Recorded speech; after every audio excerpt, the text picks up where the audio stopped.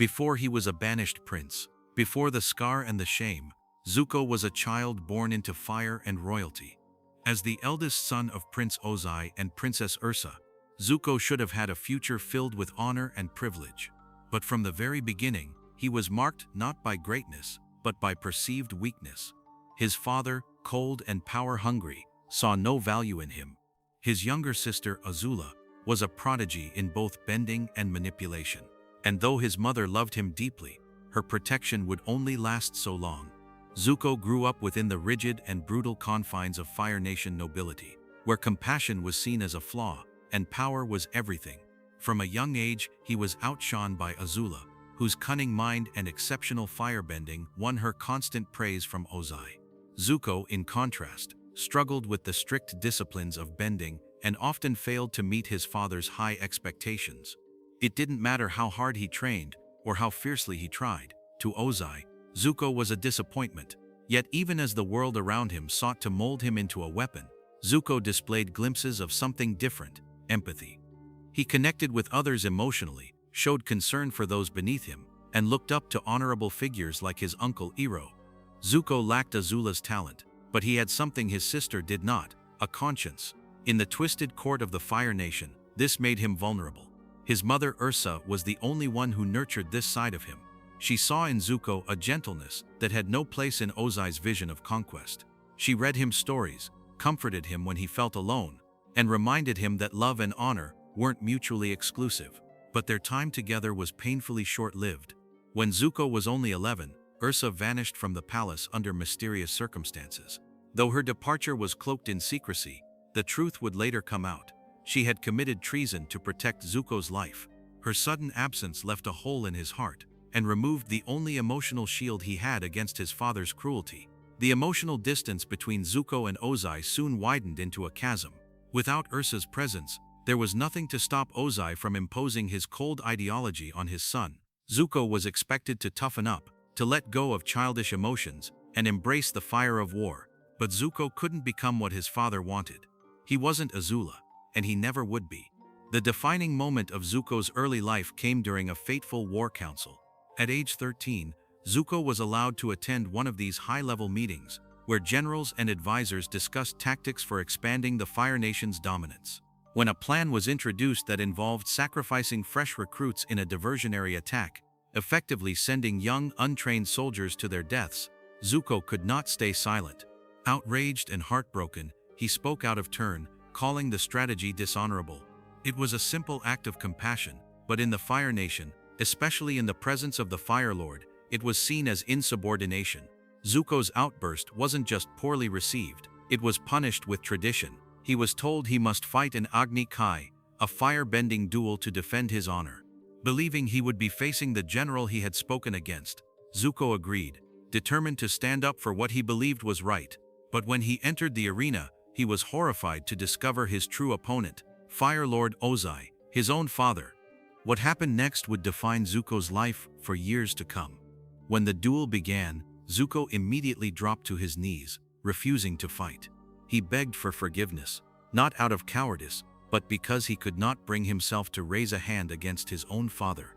Ozai, seeing Zuko's refusal not as mercy but as weakness, unleashed his flames. He burned the left side of Zuko's face, leaving a permanent scar, not just physically, but psychologically. That was the day Zuko learned what honor meant to the Fire Nation. Obedience, loyalty, and power at any cost, humiliated and mutilated in front of the entire court. Zuko was then cast out. Ozai banished him from the Fire Nation and sent him on a fool's errand to capture the long-lost Avatar, the one person who had eluded the Fire Nation for 100 years. Only by completing this impossible task could Zuko hope to regain his honor and be welcomed home. It was a cruel exile disguised as a second chance.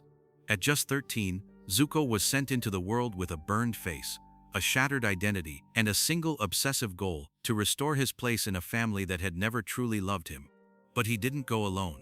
His uncle, Iroh, the once proud general turned philosopher, chose to accompany him. Iroh recognized the pain in his nephew, and he hoped that this journey, though born from punishment, could be turned into a path of transformation. And so began Zuko's exile, not just from his nation, but from everything he had believed about himself. He had grown up thinking that honor was something bestowed by others, something his father could give or take away. But beneath the rage and shame, the scar and the anger, the boy who knelt before Ozai still lived. Zuko's path forward would not be easy, and he would face failure after failure. But his story was far from over.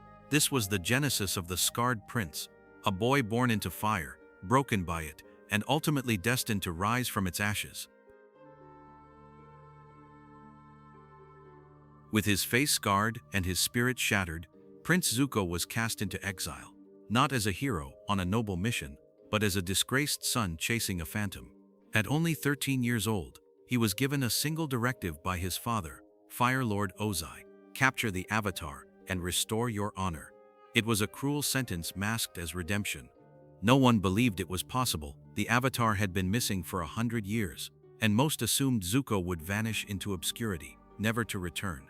Yet Zuko, driven by desperation and a deep desire to be accepted by the man who had disfigured and discarded him, took the quest seriously. His every action became focused on a singular goal: regaining his honor. To Zuko, this meant reclaiming his rightful place as heir to the throne, earning back his father's approval, and proving that he was not weak. This obsessive pursuit consumed him.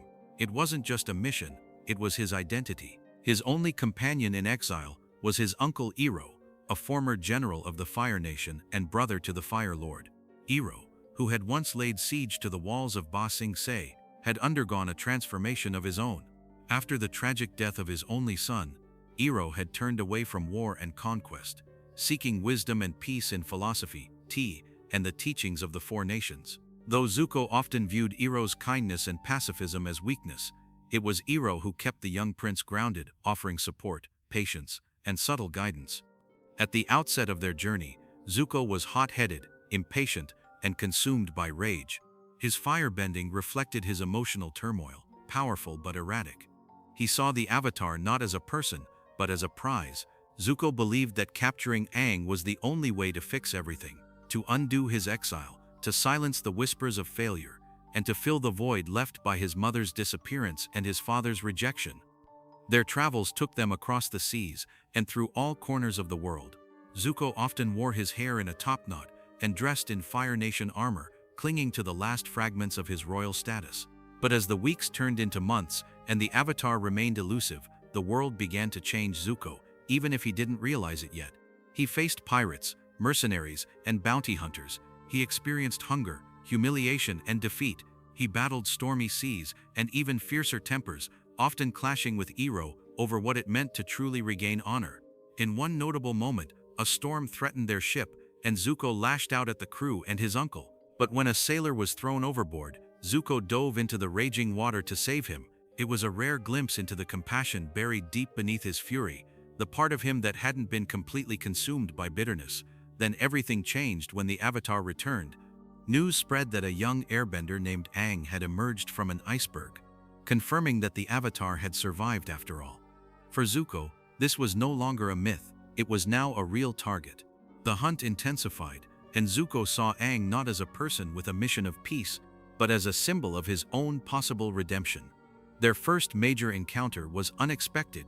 Zuko, using stealth and cunning, infiltrated a Fire Nation base to capture Aang, and in a dramatic rooftop battle during a storm, he nearly succeeded. But the Avatar escaped, and Zuko's obsession grew even deeper. Soon after, Zuko began adopting a masked alter ego, the Blue Spirit, to act outside of the Fire Nation's orders. As the Blue Spirit, he operated in shadows, stealing, infiltrating, and even saving Aang from Admiral Zhao's fortress. Though his intention was selfish, he wanted to keep Aang out of enemy hands so he could capture him himself. This moment planted the seed of change. Zuko had acted against his own nation's military, not for justice, but to prevent someone else from achieving his goal. But perhaps the most telling moments of Zuko's transformation were the quiet ones. When injured or stranded, he and Iroh would stop in small villages. Disguised as commoners, Zuko often saw firsthand the damage caused by the war his family perpetuated. He met refugees, farmers, and children left fatherless by the Fire Nation's conquests. These glimpses into the suffering of others, especially at the hands of his own people, stirred something in Zuko: guilt, confusion, empathy. One such moment came in a remote Earth Kingdom village. where Zuko and Iroh were hiding. There, Zuko heard the story of a boy who had lost everything to Fire Nation raids. Rather than reveal his true identity, Zuko listened in silence, his face a mask of shame. Later, alone in the woods, he exploded in fury, unleashing firebending at the sky. "Why am I so angry all the time?" he screamed, not at anyone, but at himself. It was a moment of emotional collapse, the weight of his internal conflict breaking through the facade of stoic determination. Still, his resolve to find the Avatar remained. He clashed with Admiral Zhao, a power-hungry officer who sought to claim glory for himself. Their rivalry culminated in Zhao's attack on the Northern Water Tribe, where Zuko braved freezing waters and lethal odds to infiltrate the city and capture Aang. Once again he failed, and once again, Iroh had to pull him back from the brink. By the end of the first year of his exile, Zuko had endured shipwrecks, battles, betrayals, and a growing awareness that the world was more complex than the Fire Nation's propaganda had ever taught him. His concept of honor, once tied entirely to his father's approval, began to fray. Was honor something given, or something earned? And what if capturing the Avatar wasn't the answer at all? Though he could not admit it, Zuko was beginning to change. His exile, intended as punishment, was becoming a crucible, burning away his pride, forcing him to confront his pain, and slowly forging a new identity. He had not yet turned away from his old path. But with each passing day, he was one step closer to the prince he was meant to be, not the son of a tyrant, but a man capable of forging his own destiny. In the shadows of Zuko's exile, a new persona was born, one masked, silent, and unbound by the expectations of nation or name. This was the Blue Spirit, an identity that would not only confound his enemies, but also reveal the deep conflict within Zuko himself. While Prince Zuko the Exile was obsessed with regaining his honor through fire and fury, the Blue Spirit was something far more elusive, a symbol of Zuko's inner turmoil, his desire to control his fate, and perhaps unknowingly, his first step toward becoming something greater than what his father intended. The origin of the Blue Spirit persona emerged during a time of desperation. Admiral Zhao, a rising star in the Fire Nation Navy and a bitter rival to Zuko, had captured the Avatar. Zuko had already lost several opportunities to apprehend Aang, and with Zhao ready to take the glory, Zuko faced not only failure, but irrelevance. In the eyes of his father, this would mean permanent exile, if not worse. And so Zuko made a bold decision. He would rescue the Avatar, but he couldn't do it as Prince Zuko. Disguising himself in dark robes, twin broadswords, and a blue Oni-like mask, a relic from traditional Fire Nation theater, Zuko infiltrated Zhao's heavily guarded fortress under the cover of night. The Blue Spirit moved like a phantom, stealthy and lethal, cutting down soldiers not with firebending, but with skill, agility, and precision. There was no room for theatrics, no proclamations of honor, only the mission. What's remarkable is that Zuko, as the Blue Spirit, did not bend fire at all. He relied solely on his swords and his wits. This was not just a tactical choice but a symbolic one. Zuko had always associated firebending with his identity, as a prince, a warrior, and a tool of power. But as the Blue Spirit, he operated outside that framework. He became someone else, someone free. The daring rescue worked. Zuko freed Aang from his chains, evading dozens of Fire Nation guards as they made their escape. It was chaotic, breathless, and close. When they were finally cornered in a courtyard, Zuko was shot with an arrow by Zhao's archers and rendered unconscious. Aang, confused but grateful, carried Zuko to safety, unknowingly rescuing the very person who had been chasing him across the world. When Zuko awoke, the two were alone in the woods. Aang, always empathetic, tried to speak to his mysterious rescuer, even suggesting that in another life they could have been friends. But Zuko, too proud, too confused, too conflicted, responded by blasting fire at him. The mask slipped back on, both literally and metaphorically. This moment marked a major shift in Zuko's arc. The Blue Spirit had saved the Avatar not to free the world, but to keep his quest alive. Yet in doing so, Zuko had defied the Fire Nation. He had struck against Zhao, a decorated admiral. He had fought soldiers of his own homeland to preserve a mission that even he was beginning to question. The lines were blurring. The Blue Spirit began to appear more frequently. Each time Zuko donned the mask, he stepped further away from the rigid role of exiled prince, and closer toward autonomy. Whether it was stealing supplies, sabotaging enemy plans, or gathering intelligence, the Blue Spirit operated in moral gray zones. Zuko was no longer acting solely out of loyalty to Ozai. He was acting for himself.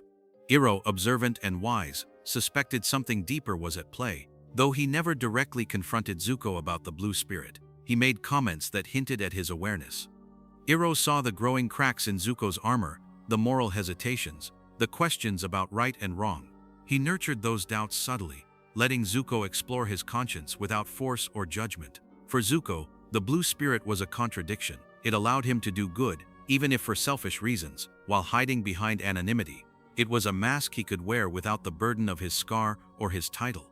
In many ways, the Blue Spirit was his subconscious testing the waters of who he might become if he stepped away from his obsession with honor, if he chose his own path instead of the one written for him by a tyrant. As his journey continued, the divide between Zuko and the Blue Spirit grew more complex. In one moment, he would fight the Avatar. In another, he would save him. He would burn a village in anger, then feed starving children in secret. His identity was no longer fixed. He was drifting, lost between the person he had been and the person he might become. One of the most striking moments came later, during their travels through the Earth Kingdom. Zuko and Iroh, now fugitives, lived in hiding under false names. At one point, Zuko stole food from a poor family, only to see the consequences of his theft on a sick child. Racked with guilt, he returned the food, apologized, and began to question everything. The Blue Spirit had given him the tools to act in the shadows, but now Zuko was beginning to confront his choices in the light. Eventually, the mask would be set aside. In Lake Laogai, Zuko faced a critical decision when he had the chance to capture Aang once more. Dressed again as the Blue Spirit, he crept through the shadows, blade in hand, but when the moment came, when the Avatar lay unconscious and vulnerable, Zuko froze. The mask fell from his face. The truth had become too loud to ignore. He could no longer lie to himself. That night, Zuko stood before Iroh and asked for the first time in earnest what he should do.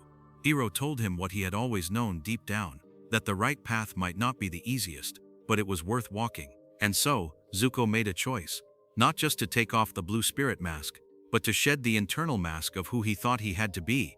The Blue Spirit had served its purpose. It was a vehicle of survival, rebellion, and self-exploration. But now Zuko was ready to confront the world as himself, not as a shadow, not as a prince, not as a weapon of the Fire Nation, but as a young man searching for redemption. In the end, the Blue Spirit wasn't just a disguise, it was a mirror, reflecting the conflict between Zuko's inherited legacy and his own evolving heart. And though he would never wear the mask again, the spirit of what it represented, the courage to act outside expectation, to question orders, and to walk a different path, would stay with him for the rest of his journey. Zuko's journey reached a critical turning point in the vast secretive walls of Ba Sing Se, the capital of the Earth Kingdom. It was a city unlike any other, massive, bustling, seemingly untouched by war, and for Zuko, it became a place of deep spiritual and emotional transformation. After years of exile, conflict, and chasing the Avatar, Zuko would face his most difficult battle yet, not against an enemy, but against himself. At the outset, Zuko and Iroh arrived in Ba Sing Se as fugitives, escaping the long reach of the Fire Nation. With no status, no soldiers, and no purpose beyond survival, they were forced to take up humble roles in the lower ring of the city. Iroh, ever adaptive and optimistic, embraced their new life. He opened a small tea shop, the Jasmine Dragon, and found joy in simplicity, brewing tea, greeting customers, and mentoring his nephew quietly. Zuko, on the other hand, struggled to let go of his old self. Every day spent among ordinary citizens felt like another step away from the throne he once sought. But as weeks passed, something began to shift within Zuko. For the first time in his life, he lived without the weight of royal expectation. There were no guards, no thrones, no fire-bending drills, only quiet streets, warm tea, and moments of peace. Though he initially resisted it, Ba Sing Se gave Zuko a taste of normalcy. He watched people live freely, pursue happiness, and build lives unburdened by conquest. It stirred something unfamiliar in him, envy, maybe even hope. Then came a moment that changed everything. One day, while delivering tea, Zuko stumbled upon a young boy being harassed by thugs. Without thinking, he intervened.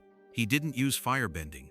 He didn't act out of rage or pride, he simply did what was right. This act of heroism sparked a spiritual illness in Zuko, not of the body, but of the soul. In a sequence unlike any other, Zuko became bedridden with fever and nightmares. He dreamed of dragons, red and blue, speaking in riddles, representing the eternal tug-of-war within him, his identity as the Fire Lord's son versus the man he might become. The fever broke, but Zuko emerged transformed. The Avatar was in the city. Team Avatar had infiltrated Ba Sing Se, searching for Appa and uncovering a sinister truth. The Dai Li, a secret police force led by Long Feng, had turned the city into a gilded prison. Brainwashing, surveillance, and propaganda kept the people blind to the outside war. When Azula, Zuko's cunning and deadly sister, also entered the city under disguise, the stage was set for a confrontation that would define Zuko's future. Azula's presence was like a ghost from Zuko's past, elegant, ruthless, and brilliant. She quickly manipulated the Dai Li, overthrew Long Feng, and infiltrated the Earth King's inner circle. Meanwhile, Zuko and Iroh attempted to maintain their quiet lives, but fate would not allow it. Zuko's past caught up to him. He was captured and thrown into an underground prison, along with his uncle, and it was in this cell, in the catacombs beneath Ba Sing Se, that Zuko faced the true crossroads of his destiny. Uncle Iroh, even in chains, remained a beacon of wisdom. He pleaded with Zuko to let go of his pursuit of Ozai's approval, to choose a new path, one forged by his own moral compass. Iroh saw the potential for redemption, not through power, but through peace. Zuko, torn and confused, listened but did not commit. His inner struggle had reached its peak. Then came Azula's offer. She came to him not with threats, but with opportunity. If Zuko helped her defeat the Avatar and reclaim Ba Sing Se for the Fire Nation, she promised to restore his honor and his place beside their father. It was everything Zuko had once wanted, but it came with a cost: betraying his uncle, betraying what little progress he had made, and striking down the very person Iroh had hoped Zuko would come to respect, Aang. Zuko wrestled with the choice. For a brief shining moment, it seemed he would reject Azula. When Katara, the waterbender who had once seen only a monster in Zuko, shared a vulnerable moment with him in the catacombs, he hesitated. She even offered to use the spirit oasis water to heal his scar, a gesture of trust and compassion. But then Azula set her trap. The Dai Li stormed the prison. A battle erupted, and Zuko chose wrong. With the fate of Ba Sing Se hanging in the balance, Zuko attacked Aang and Katara. He sided with Azula. He struck the Avatar down as Aang entered the Avatar state and watched as the boy fell, lifeless, from the sky. In that moment, Zuko believed he had finally done it, that he had reclaimed his honor, but his victory was hollow. He returned to the Fire Nation alongside Azula, hailed as a prince reborn. He stood before his father, the great Fire Lord Ozai, expecting pride, gratitude, maybe even love. Instead, he found something else entirely: indifference. Ozai welcomed him as a pawn, not as a son. Zuko had proven useful for now. Iroh, imprisoned in the capital for Zuko's betrayal, refused to speak to him. Zuko visited the cell, desperate for acknowledgement. But Iroh turned his back. For the first time in his life, Zuko was everything he thought he wanted: restored, honored, powerful, and yet he had never felt more empty. The events in Ba Sing Se marked the death of Zuko's old self. He had chosen the path of his father, of conquest and cruelty, and it had brought him nothing but shame. But it was also the beginning of his rebirth, because in betraying everything he had come to value, Zuko learned what truly mattered. He learned that honor was not something that could be given by a tyrant. It had to be earned, not by capturing the Avatar, but by doing the right thing, even when it cost everything. Ba Sing Se was a city of masks, where kings were puppets, where loyalty was a tool, and where Zuko wore the mask of the loyal prince one last time.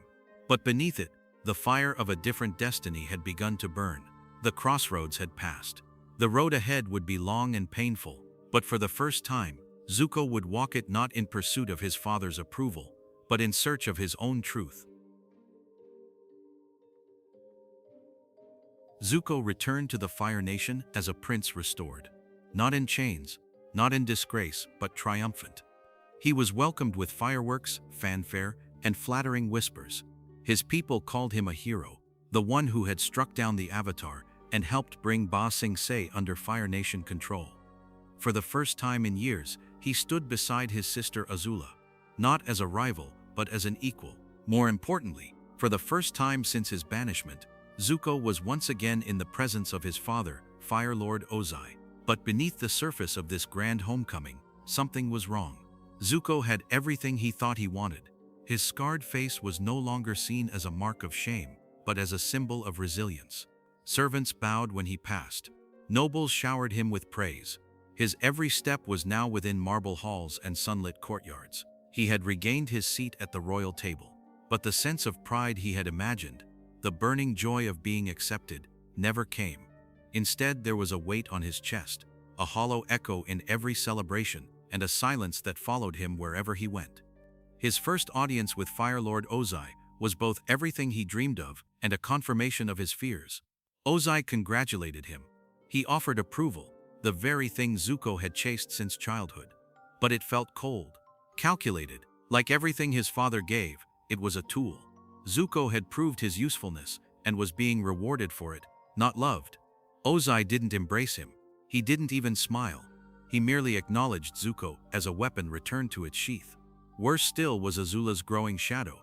Though they had seemingly allied in Ba Sing Se, Zuko knew his sister well, too well.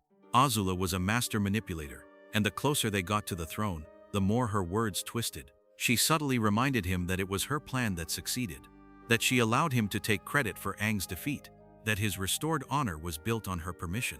In private, Zuko wrestled with paranoia. Did Azula truly want him back in the family, or was he just another piece on her board? As weeks passed, Zuko began to lose himself. He sat in war meetings with generals who spoke of firebombing Earth Kingdom strongholds. He visited factories where soot choked the skies and children worked to forge weapons of war. He was surrounded by power, but felt powerless to speak. Every time he tried to voice concern, a voice inside warned him, "Don't ruin this, you've only just returned."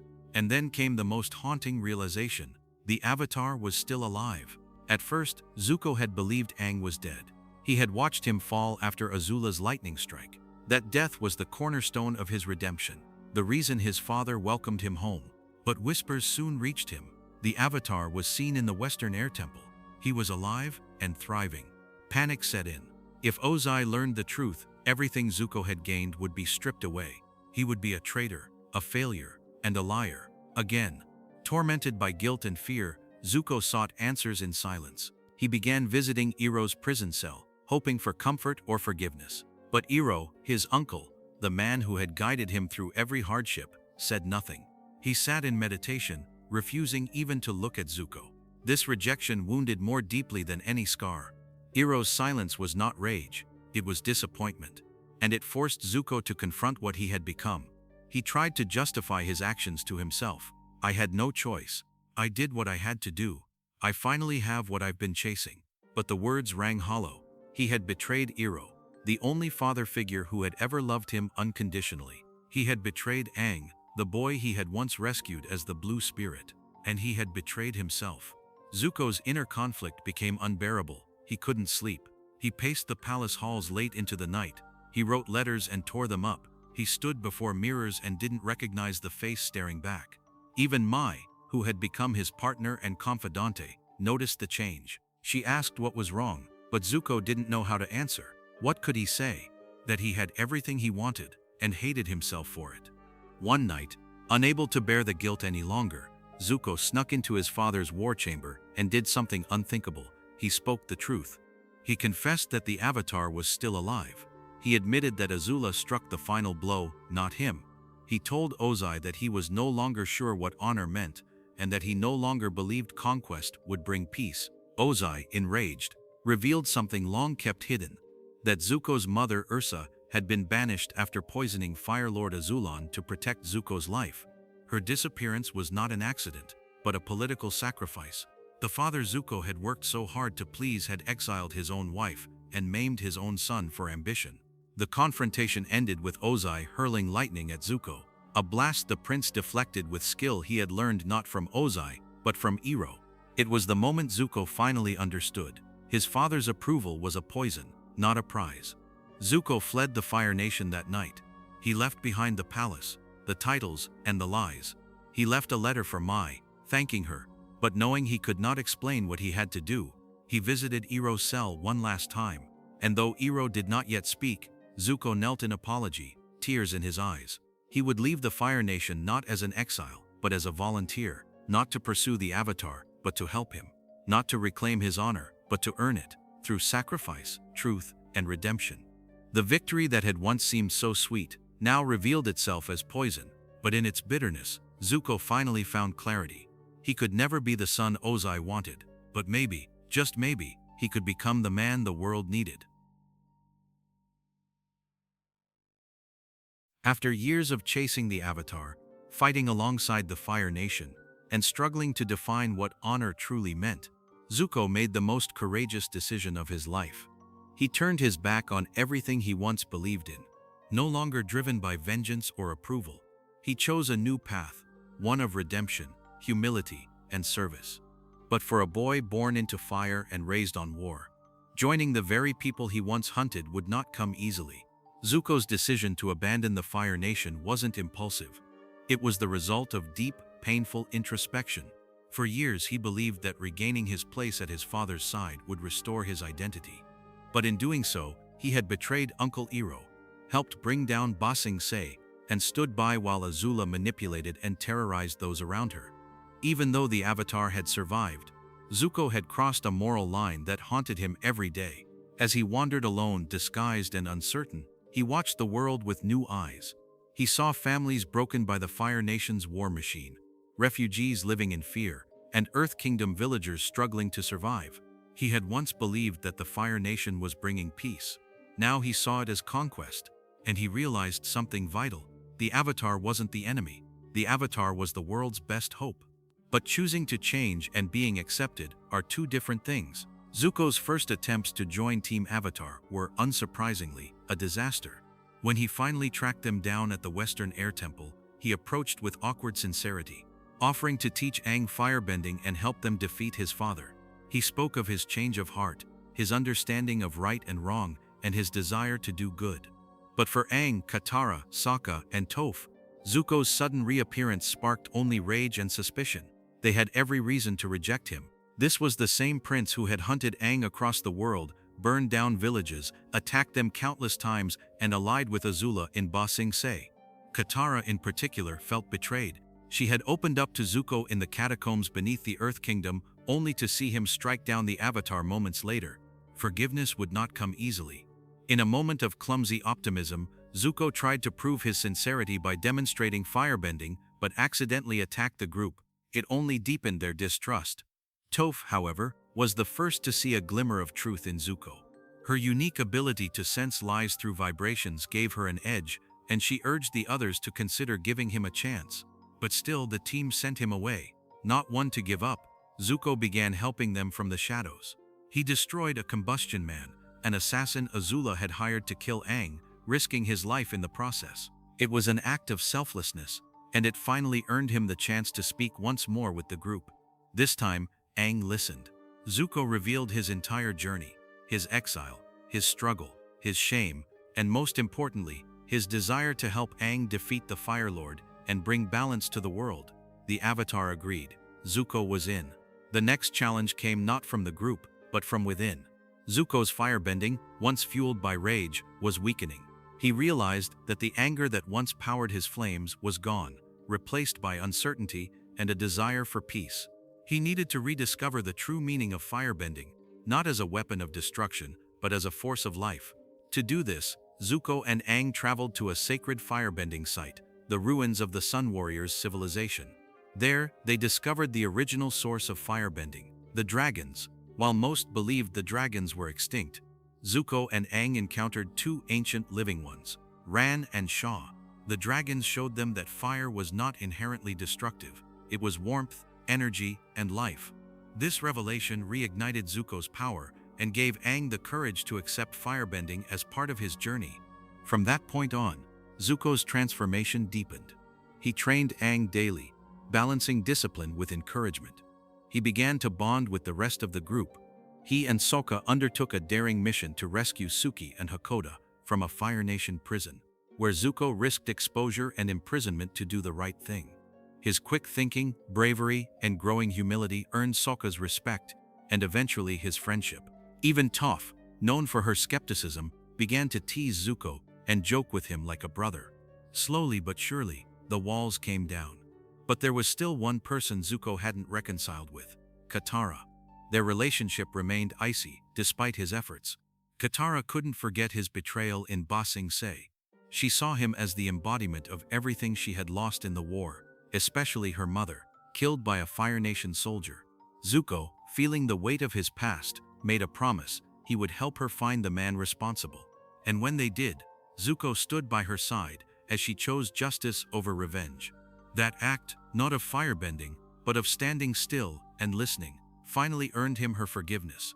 Zuko's transformation wasn't about power or tactics, it was about character. He learned to lead not with fear, but with compassion. He accepted criticism with grace, made amends with humility, and sought no glory for his deeds. He began to laugh more, to relax, to care not about his father's approval, but about doing the right thing. He had once believed that honor was something that could be taken away by another. Now he understood that it came from within, from the courage to change, to admit wrongdoing, and to fight not for conquest but for peace. As the final battle against Ozai loomed, Zuko stood not as a prince reclaiming a throne, but as a friend, a mentor, and a redeemed soul. He no longer chased the Avatar. He stood beside him, not as a rival, but as a brother in arms. For most of his life, Prince Zuko had been the hunter, the relentless shadow on the heels of the Avatar. He was the villain in pursuit, the fire that burned too hot to control. But after years of conflict, betrayal, and painful self-discovery, Zuko stood beside Aang not as an enemy, but as a teacher. The irony wasn't lost on either of them. Zuko had once tried to capture Aang to restore his honor. Now he sought to restore the world's balance by helping him master the very element that symbolized destruction: fire. This wasn't just a practical decision for Team Avatar. It was a profound turning point in Zuko's life. To become Aang's firebending master meant more than teaching techniques. It meant taking responsibility, healing old wounds, and reimagining what firebending truly was. But there was one major obstacle. Zuko had lost his fire. Not literally, of course. His bending still existed, but it was weaker, unfocused, like a flame burning out in the wind. For a long time, Zuko's power had been fueled by rage, fear, and the unyielding need for approval. That drive had once made his firebending ferocious, but now that he had let go of his past, that fuel no longer worked. He was changing, and so was his bending. Firebending, like all elemental arts, is spiritual, and without emotional clarity, the bending falters. Zuko's flame flickered because his identity was no longer forged in hate, but he had yet to discover what would take its place. He confessed this to Aang, and together they set out on a journey, not just for training, but for understanding. Their quest led them to a forgotten place, hidden deep in the mountains, the ancient ruins of the Sun Warrior civilization, one of the first great cultures to master firebending in its purest form. Most believed the Sun Warriors were extinct, wiped out centuries ago, and that their sacred flame was gone. But Zuko remembered stories. One's Iroh had told him long ago of a different origin for fire, one lost beneath the war-hardened teachings of the modern Fire Nation. The Sun Warriors were not gone. After navigating the ruins and avoiding traps, Aang and Zuko were discovered by the last of the Sun Warriors, a secretive tribe that had preserved their traditions in hiding. The tribe revealed the truth. Firebending had once been a gift of light and life, not domination, and to truly understand it, one had to face the original masters, the dragons. This revelation struck Zuko with awe and shame. He had been taught, like all Fire Nation citizens, that the last dragons had been hunted and destroyed, with his own Uncle Iroh rumored to have slain the final one. But the truth was far more noble. Iroh had protected the dragons and kept their existence secret, preserving the ancient ways in silence. Zuko and Aang stood before Ran and Shaw, the two great dragons of legend, in a ceremonial fire dance meant to test their hearts.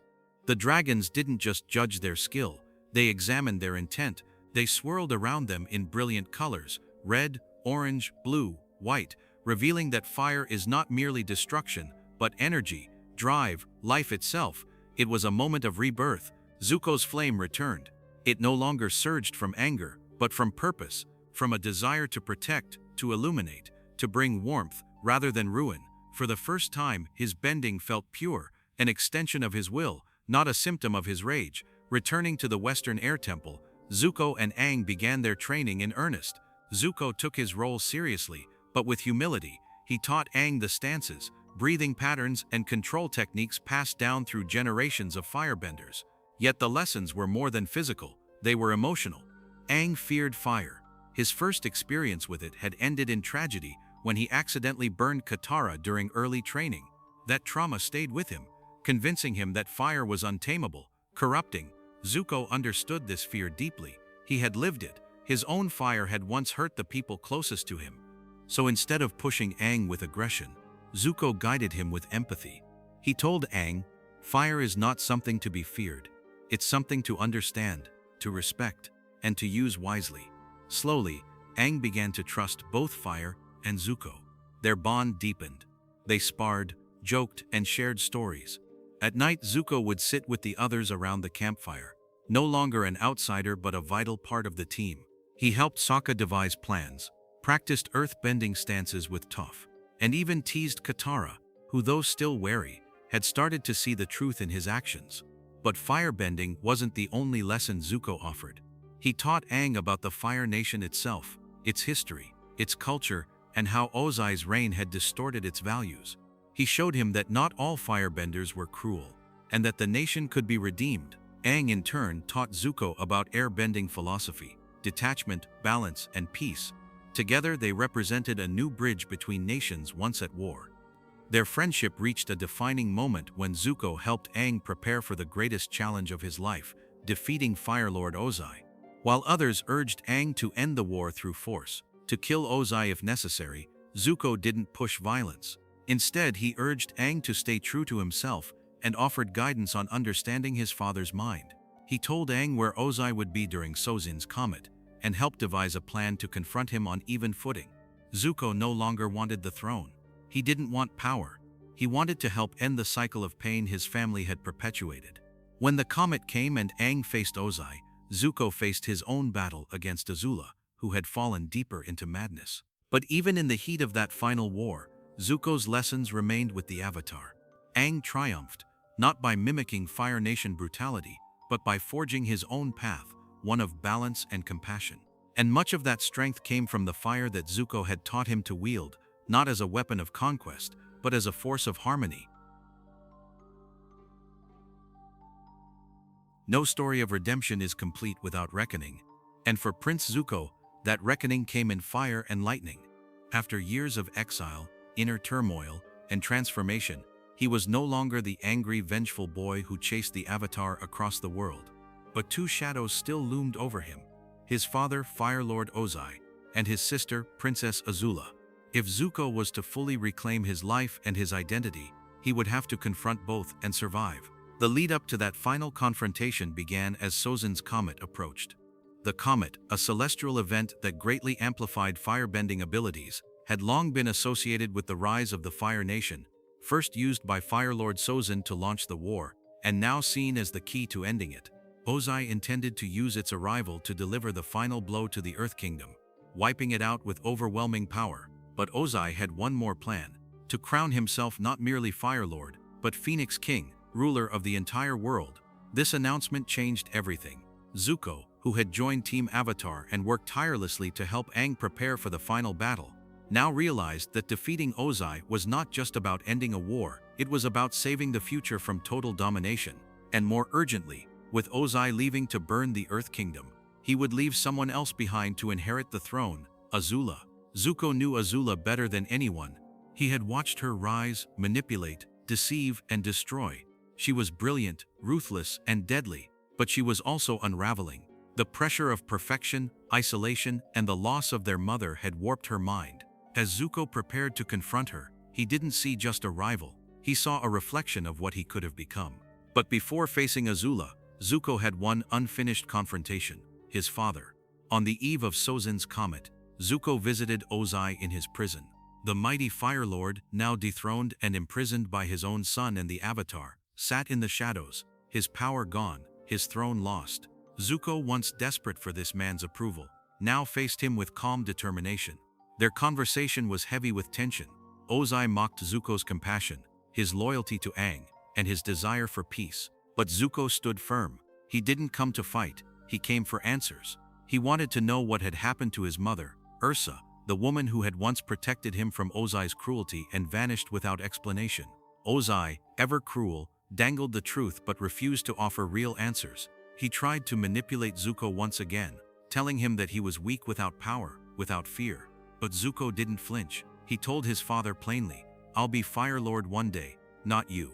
He walked away not with vengeance, but with resolve. Ozai no longer had power over him, but Azula did. Back at the Fire Nation capital, Azula was unraveling. Paranoid, sleepless, and haunted by hallucinations of their mother, she had begun to deteriorate mentally. Her once precise control over people and fire was slipping. She banished her servants, threatened her guards, and even turned on Mai and Ty Lee, her only friends, when they showed loyalty to Zuko. Alone, unbalanced, and increasingly dangerous, she was crowned Fire Lord in a haunting, solitary coronation. Zuko arrived with Katara at his side. He didn't come to stop the coronation. He came to challenge Azula to an Agni Kai. It was a symbolic act. The same fire duel that had once cost him his honor, his identity, and his childhood, was now the ritual by which he would reclaim them, not through domination, but through truth. Azula accepted. The Agni Kai that followed was unlike any before. It was grand, operatic, and filled with emotion.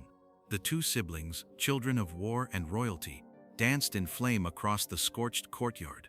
Zuko's firebending had changed, no longer wild and angry, but controlled, graceful, and powerful. Azula's, in contrast, was unstable, erratic, and vicious. She screamed through her flames, as though each strike was a cry for help. Then came the moment of betrayal. Zuko was winning, not with overwhelming force, but with discipline and clarity. Seeing herself about to lose, Azula did something dishonorable.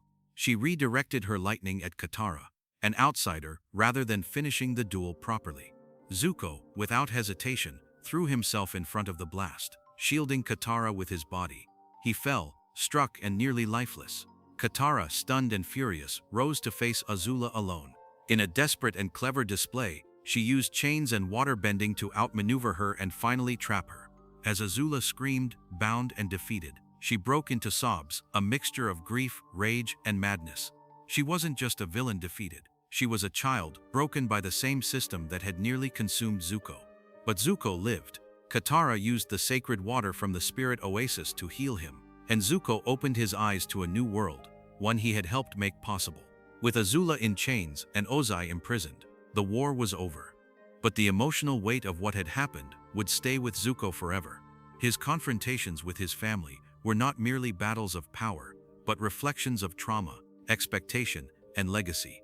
In choosing compassion over cruelty, loyalty over ambition, and selflessness over dominance, Zuko had broken the cycle that had shaped his family for generations. He had faced the people who shaped him and come out free.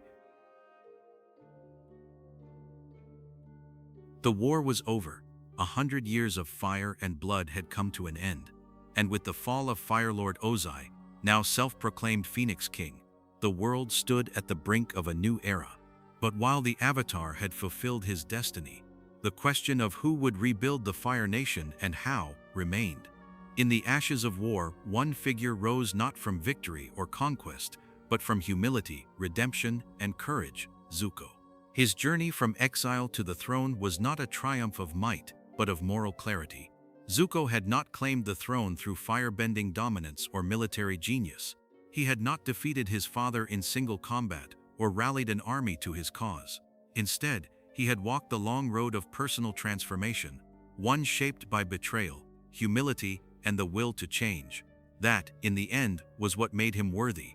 After Azula's breakdown and Ozai's defeat at the hands of Avatar Aang, the Fire Nation was leaderless. The military still held power, many loyalists remained, and fear lingered in every corner of the capital. The streets were quiet. The palace was silent. The fire had dimmed, but not gone out. Zuko stood at the edge of that moment, not as a conqueror, but as a bridge between the old and the new. It was Iroh, now free from prison, who affirmed that Zuko must take the mantle. Iroh himself had once been heir to the throne, A decorated general, beloved by the people. He could have claimed power easily, but he refused. Iroh understood that true power lies in wisdom and restraint, and Zuko had proven himself in both. The day of the coronation was unlike any other in Fire Nation history. There were no parades of conquest, no soaring war balloons, no celebration of military strength. Instead, it was solemn, quiet, a symbolic recognition that the era of war was ending and healing was only beginning. Zuko stood before his people in royal robes, scar visible and unhidden, his expression calm yet fierce. Katara, Sokka, Toph, and Aang stood beside him, not as subjects but as equals, allies, friends. The Avatar offered Zuko the traditional Fire Lord crown, and Zuko accepted it with both reverence and weight. In his first address as Fire Lord, Zuko said what no ruler of the Fire Nation had said in over a century. "The war is over. I promise you, we will rebuild the Fire Nation and restore her honor. We will work together with the other nations to bring harmony and balance. The time for peace is now." With those words, Zuko became not just a king, but a symbol of transformation. But becoming Fire Lord wasn't the end of his journey. It was the beginning of an even harder one. The Fire Nation had spent a century as the world's oppressor. There were colonies embedded deep in Earth Kingdom territory, armies scattered across the globe, and citizens raised on propaganda. Undoing that legacy would take years, maybe generations. Zuko began the work immediately. He disbanded the military dictatorship that had seized control of foreign regions. He initiated diplomatic efforts with the Earth Kingdom and the Water Tribes. With Avatar Aang's help, he began creating the Harmony Restoration Movement, a controversial and difficult initiative aimed at peacefully removing Fire Nation colonies from Earth Kingdom land and restoring rightful sovereignty. This wasn't easy, not for the Earth Kingdom and certainly not for the Fire Nation. Many colonists had lived in these territories for generations. Some had intermarried, built businesses, and seen the colonies as home. Zuko, now trying to lead with compassion and fairness, found himself in political battles that could not be solved with bending or brute force. He was no longer a firebender trying to master his own soul. He was a ruler trying to balance a world. He faced opposition from generals, nobles, and even his own advisors, many of whom believed that peace would weaken the Fire Nation's influence. But Zuko held firm. He had seen what power corrupted. He had lived through the pain of blind loyalty, and he vowed never to repeat the mistakes of his father or grandfather. He also took steps to make the Fire Nation more transparent. He commissioned educational reforms to remove war propaganda from schools, worked to rehabilitate prisoners of war, and opened his palace to citizens who had long felt ignored by the monarchy. He began to honor non-benders and minority voices within the kingdom, voices that had been silenced under the banner of strength and purity. And through all of this, Zuko never claimed perfection. He admitted when he was wrong. He sought counsel from Aang, from Katara, and especially from Iroh, who chose to live not in the palace but in Ba Sing Se, where he reopened the Jasmine Dragon and served tea to citizens of every nation. Zuko also began a private search for his mother, Ursa, the final thread of his personal past left unresolved. This search would eventually lead to astonishing revelations about her fate, her identity, and her sacrifice.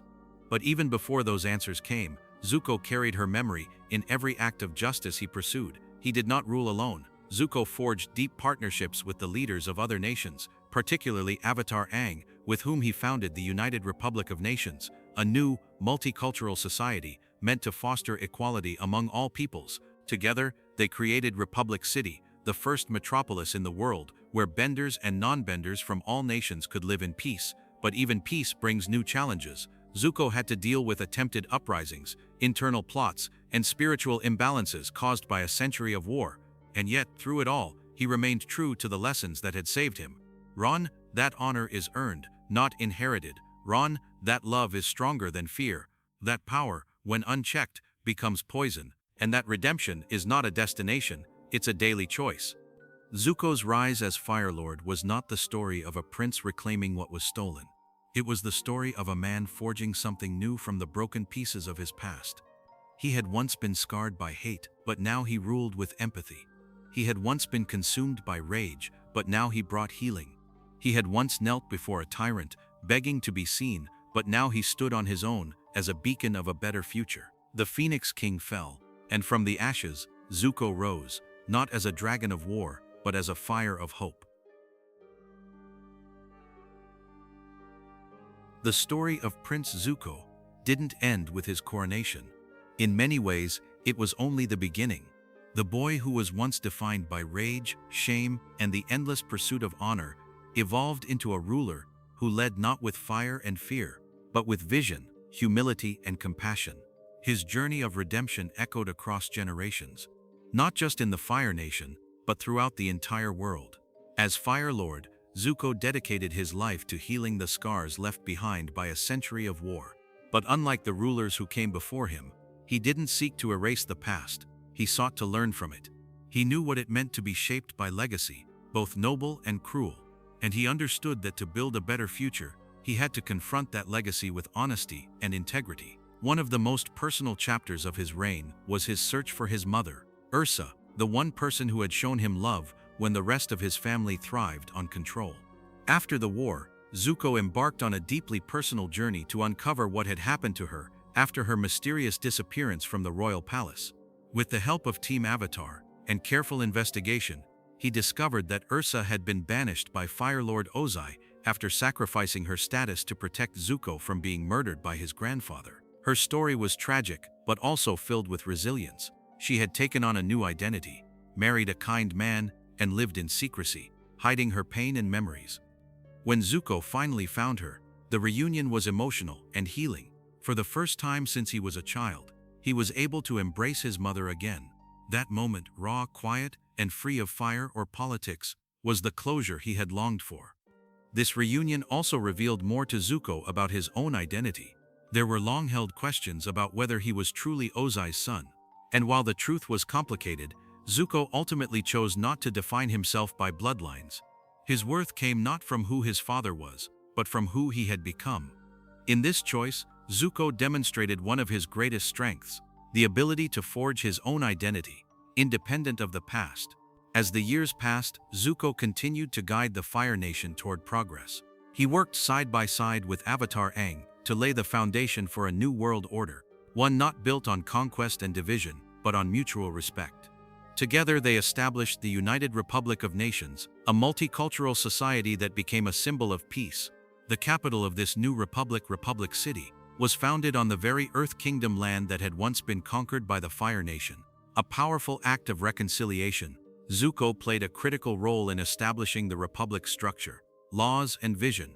And though he stepped back from the limelight in his later years, he remained an influential figure in shaping this new era of cooperation.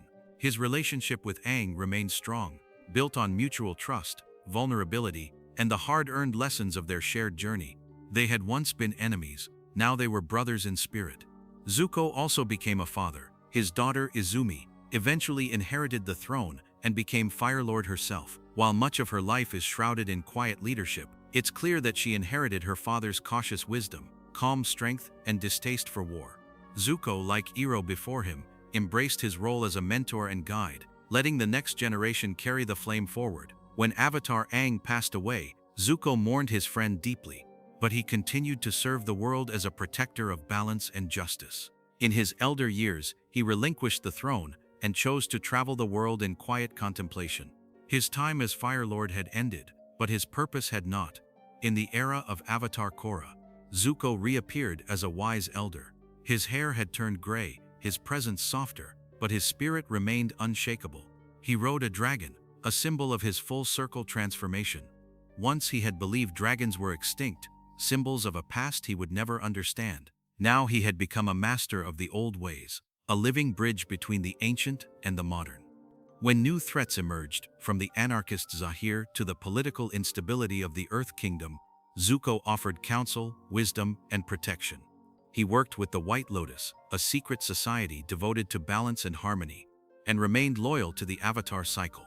Believing deeply in the Avatar's role in uniting the world, he stood not as a ruler, but as a guardian. In one critical moment, when the prison housing his father Ozai came under threat, Zuko personally traveled to ensure its safety. Though he had long since severed ties with his father, he remained vigilant, understanding that peace was something that required active guardianship, not passive hope. Zuko's legacy is one of contrasts and resolution. He began as a scarred child, cast out by a cruel father. He became a bitter enemy, lost in the pursuit of external validation. But over time, he transformed. Through pain, mentorship, friendship, and courage. He became the man who ended the war, healed a nation, and helped rebuild the world. He showed that redemption is not a moment, it is a process. That true strength comes from vulnerability. That honor is not something you win in battle or earn from your lineage. It's something you live, day after day, in the quiet decisions to do what is right. Zuko's fire was once a symbol of rage. Now it is a symbol of rebirth. From exiled prince to Fire Lord, from enemy to ally, from scar to symbol, Zuko's story is one of the greatest in all of Avatar's history. A tale of transformation that reminds us that no matter how dark the path, it's never too late to choose a better one. The dragon still burns, not to destroy but to light the way.